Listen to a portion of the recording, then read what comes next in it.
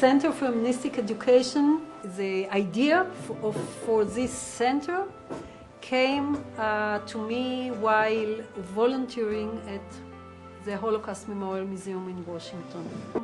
Later, when I was speaking about the Jews in Germany in the 30s, and one of those black students came up to me after the lesson and said, "You know, what you told me now, that's exactly what we are doing to the Vietnamese grocery stores holders in our neighborhood."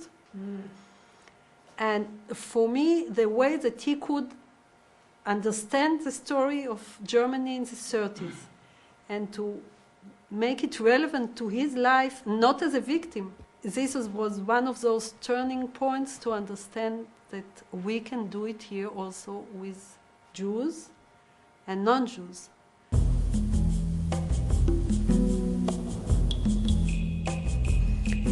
Here and now, 10 years later, at the Center for Humanistic Education at the Ghetto Fighters Museum, we are working with high school students, Israeli high school students, Jews and Arabs, who are coming after school hours to learn about the Holocaust from this humanistic point of view, which explains for them our very, very complicated reality in the conflicted Israeli society in the Middle East.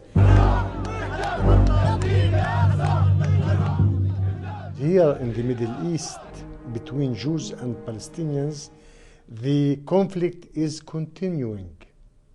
We are dealing not only with the past, also the present is a present of conflict.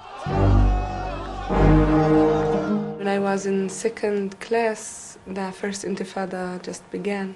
I learned in a private school in the old city in Jerusalem.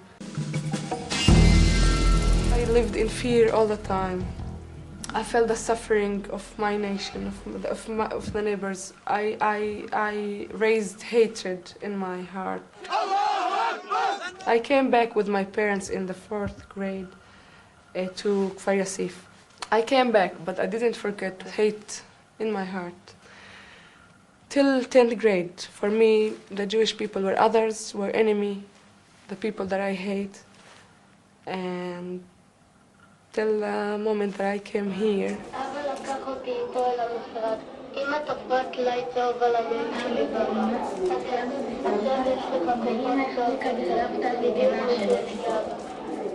I came here to the exposure day with everybody in school.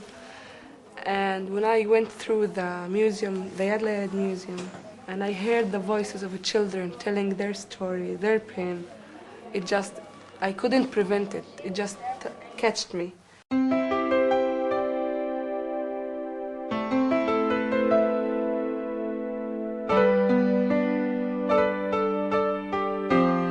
So we are working here with 23 high schools who are sending every year another group of students.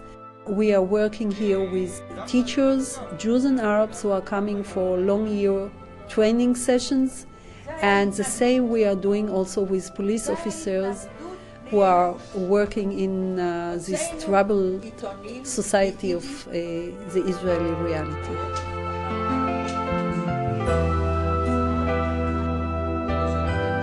I am proud to say that nevertheless we found the methods and instruments to deal with our special hard situation and to overcome the difficulties and to educate Jewish and Arab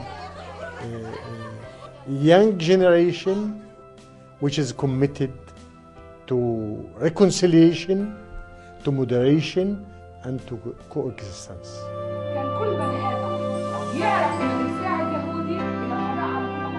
I came back here to the center not as encounters but as a facilitator, because I believe in this road and I believe how this center could touch my life, could touch my soul and give me so important humanistic values. Then maybe I can be a part of this center while giving these values, humanistic values, to and Arabs and Jewish too. I talked about this concept of Tikun Olam. You know, to me that is such a beautiful idea, that the world is always in need of repair, that all of us must work on it. The job is never done. We just keep working. Every generation must make its contribution, because if we fix one problem over here, another problem will come over there. There's a sentence in the Mishnah that talking that the life of one person is the whole world, and when you do a Tikun Olam for one person, it's like you're doing Tikun Olam, really. Right.